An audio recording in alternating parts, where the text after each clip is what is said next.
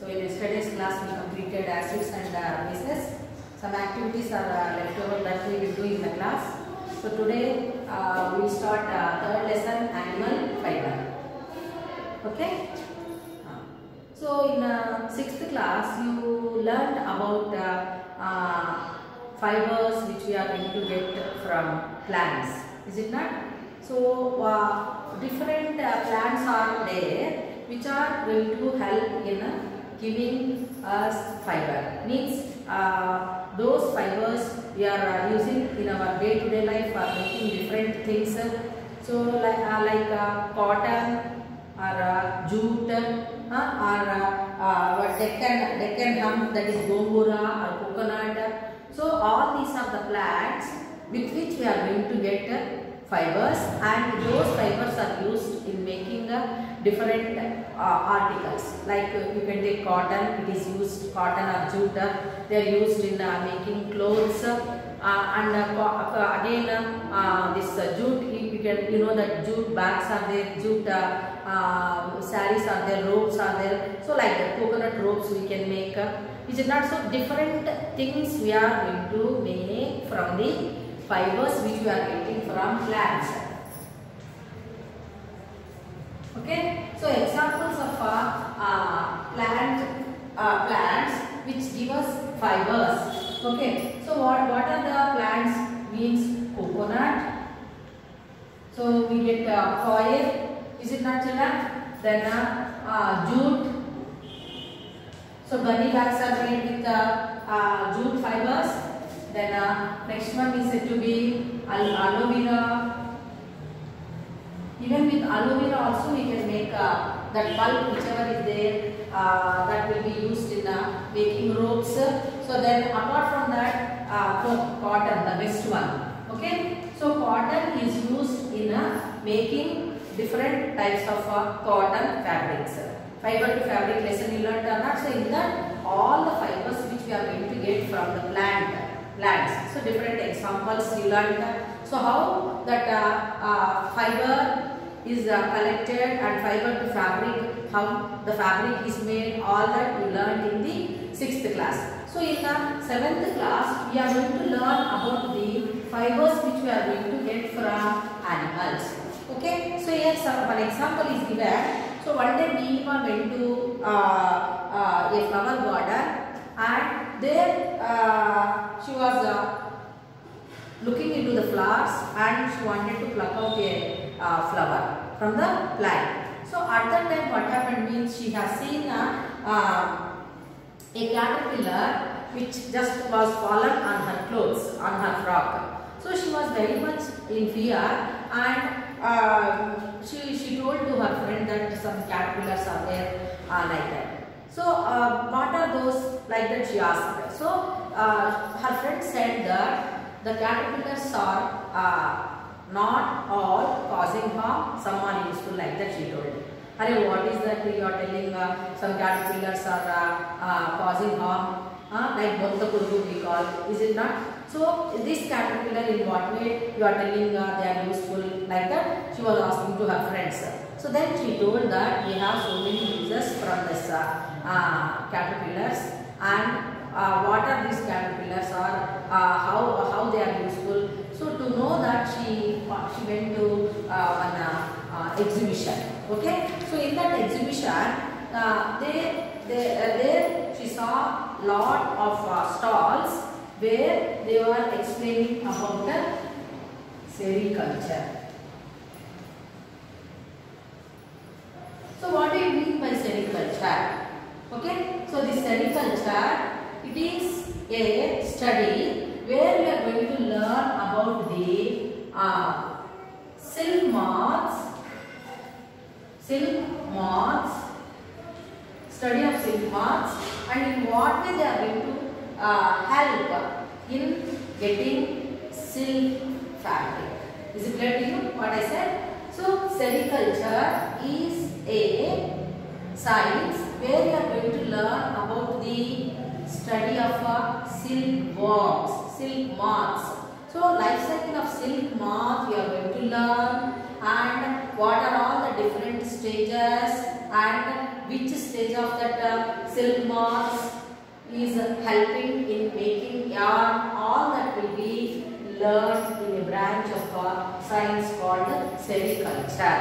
Is it clear to you? So now in sericulture we are going to learn about all the life history of silk moths. So when that girl visited a stall, she observed first one moth to eggs. Moth to eggs. Okay. So any insect, if we take into consideration, maybe a butterfly or a silk moth or grasshopper or housefly. So life cycles, if we observe, so life cycle of any insect will have four stages. Okay. So in these four stages, what are those things? First, adult, then adult moth you can take, adult butterfly you can take. So then egg, larva, pupa. Is it clear to children? Four stages will be there in any life cycle of insect if we take. So we can take like this: egg, larva, pupa and adult. So adult moth or butterfly, it is going to lay the eggs. Eggs will hatch into larva. Larva will change to pupa. Okay, finally the pupa is undergoing some changes and finally we are going to get adult moth or butterfly. So that changes whichever are going to happen in the life cycle of any insect or any organism, the developmental stages, okay, from egg to adult, we call it as a metamorphosis.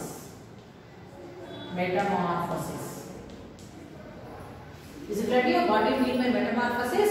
The developmental changes which are happening in the life cycles of insects, that egg to adult of any organism is called a metamorphosis. Everyone understood what I said? Okay. So now, what do we call all this? That we are going to discuss. So animal fibers. So which animals? Suppose if I ask you, what are the animals which are helping in providing fiber, with which we are going to make fabric? If we take into,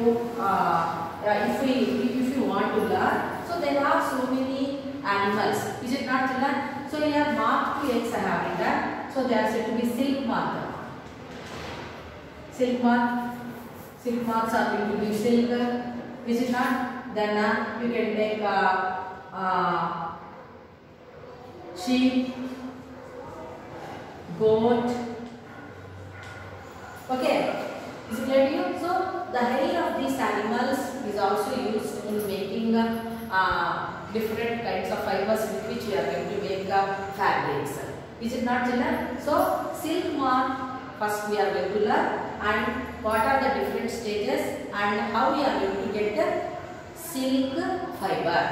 Okay, so that we are going to discuss now first in this class. So when that girl visited the stall under sericulture department, which was conducted in some place in Rangareddy district, so what she observed there in the first stall, she observed that silk moths. Okay, so silk moths are looking like butterflies only. Have you followed? And they are going to lay eggs. Is it clear to you? So now the silk moths are taken care a lot, and what do we call those silk moths? So the silk moths are also called by the farmers who are rearing silk moths. They are called as chilakalu. Okay, silk moths are called as chilakalu. So the scientific name of this chilakalu are called as Bombax mori. Bombax mori is the scientific name name of this chilakalu or silk moth. Okay, so this chilakalu are abroad and male and female moths are abroad and they are allowed to take part in the reproduction, and after the reproduction the female is going to lay the eggs. Is it clear? The female moth is going to lay the eggs. Is it clear, children? So the silk moths, adult silk moths are called as chilakalu, and its scientific name is Bubbax mori. Okay, and the silk moths, the female silk moth is going to lay eggs. 500 eggs are going to be laid by the female moth, and what we call means these are called as seeds.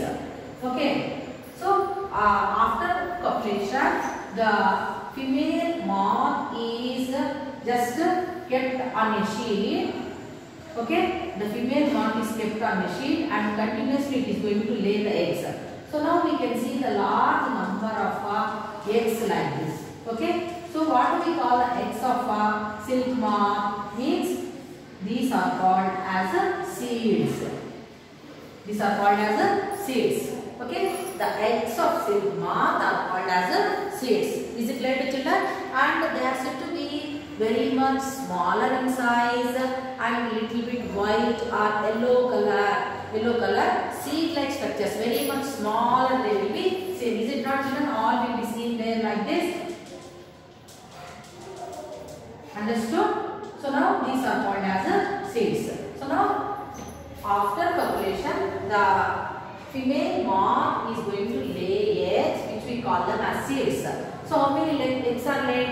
500 eggs are laid. Is it clear to children? A female moth lays around 500 eggs in one go and it is going to die. It is going to sacrifice its life, children, for us. Okay, so now what is going to happen to this eggs? So now first stage in the silk moth life history we learned or not, children? So now after that these eggs which are collected, so when we observe them in rooms, they are taken very much care, and when we observe these eggs, after few days we observe very much tiny, okay, organisms which will be just formed from this. So this one are called as larva. Okay, so the larva. So from the eggs, so when these eggs are grown and they are going to hatch into the larva. Okay, so the larva of silk moth only we call it as a caterpillar. Everyone understood?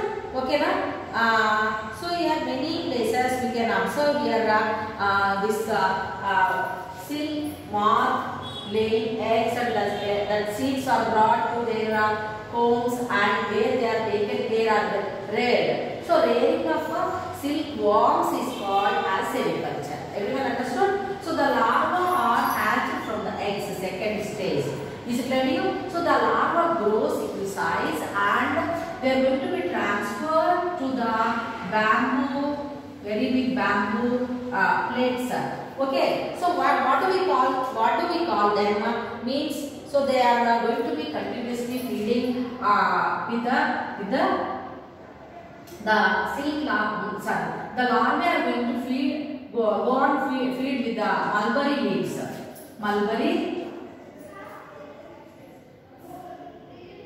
Mulberry leaves. So mulberry leaves are going to become food for the larva. Is it clear to you? So continuously they will be eating the mulberry leaves, and the food of larva is said to be mulberry leaves. Is it clear to children? So mulberry trees. Leaves are cut, chopped, and they are going to be given to the larvae which are kept in this bamboo sheets. Okay, so they are going on eating them, and these are called as chelericalu, and so continuously they eat, and the larva fully grows in size. Then the larva is going to be now after growing full size, the larva will be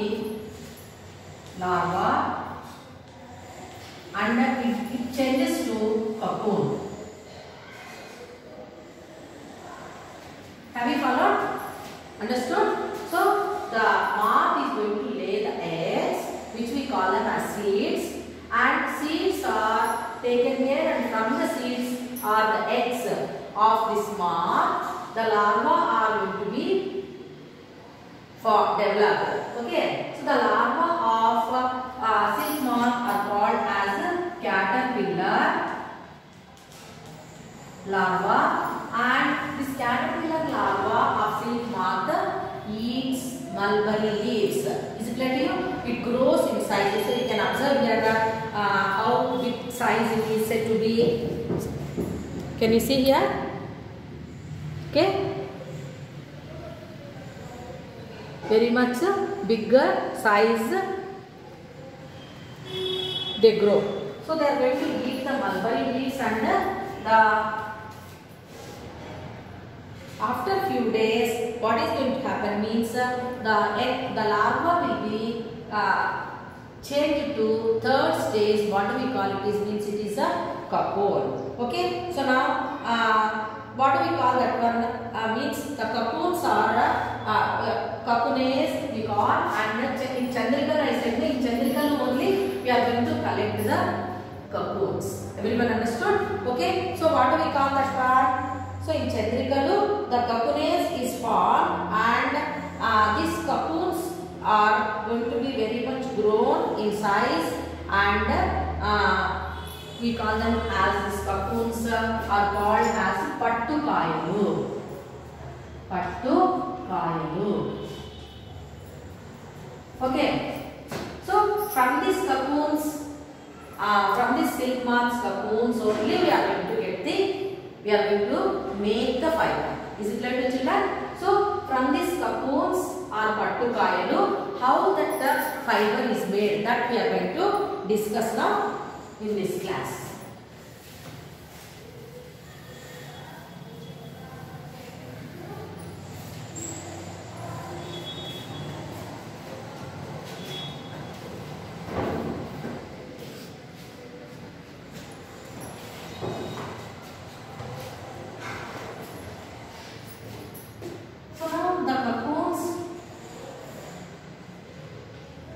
Which are connected from the Chandrikalu, they are going to be just see,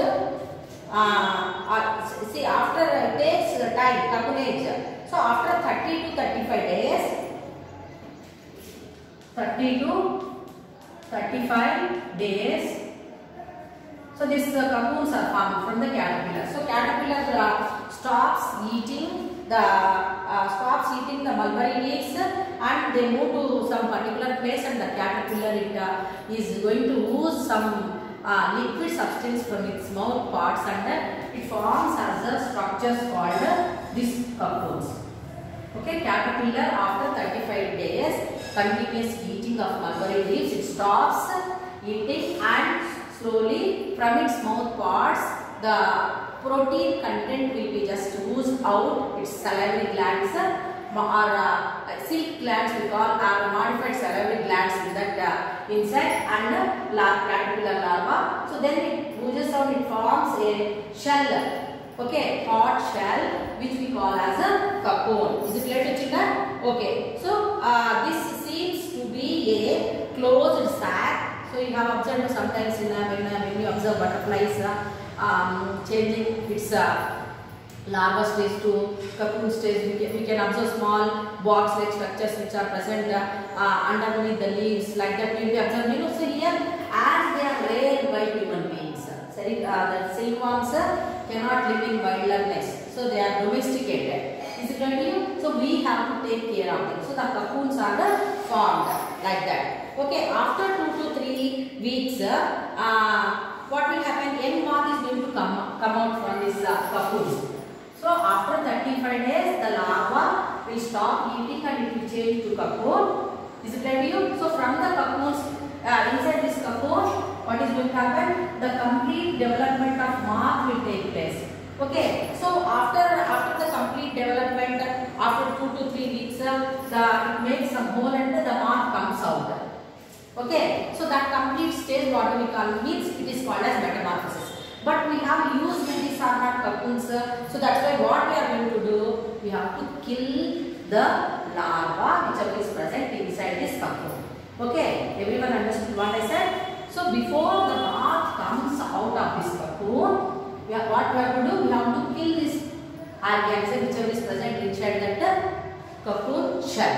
Is it clear to children? So now what do we call that one? So for that what we are going to do means we are going to steam these cocoons, or we are going to keep cocoons in boiled water for 10 to 15 minutes. 10 to 15 minutes we are going to keep these cocoons in boiled water. So that what will happen? The moth whichever is developing will be killed. Is it clear to you? So then we can get the continuity in a thread. So if once moth comes out of this cocoon, what will happen? They become lightweight and the thread will not be of thread will not have much strength. Is it clear to you? So that's why what we have to do?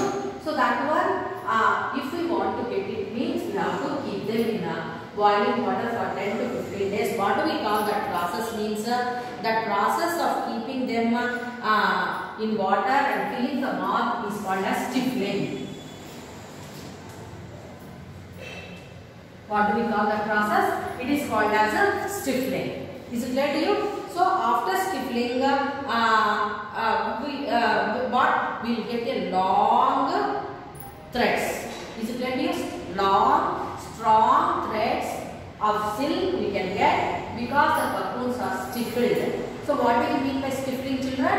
So before the moth comes out of the cocoon, okay, so the cocoons are going to be kept in boiled water for 10 to 15 minutes so that the moth is killed inside that shell. Is it clear to you? Inside that cocoon. So that process is helping in getting good thread. Is it clear to children? Everyone understood?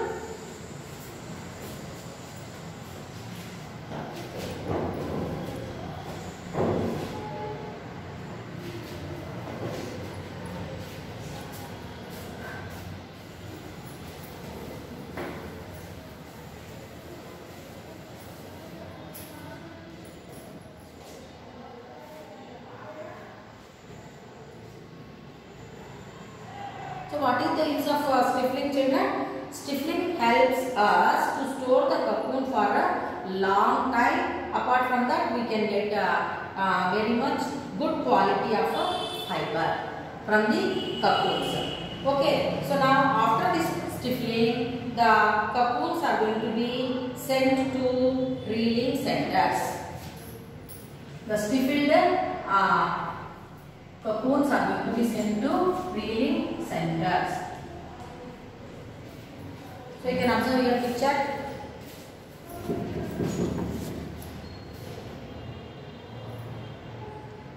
Okay, and now stifling you can observe. Okay.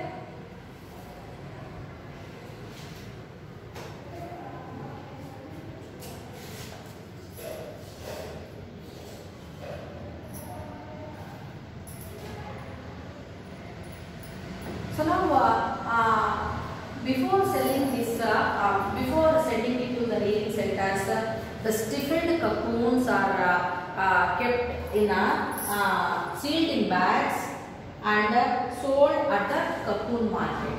Is it clear to you? So from this only they are going to, the farmers are going to collect the stifled cocoons and they will be taken to reeling centers where they can get the thread. So we will continue the lesson tomorrow. Thank you.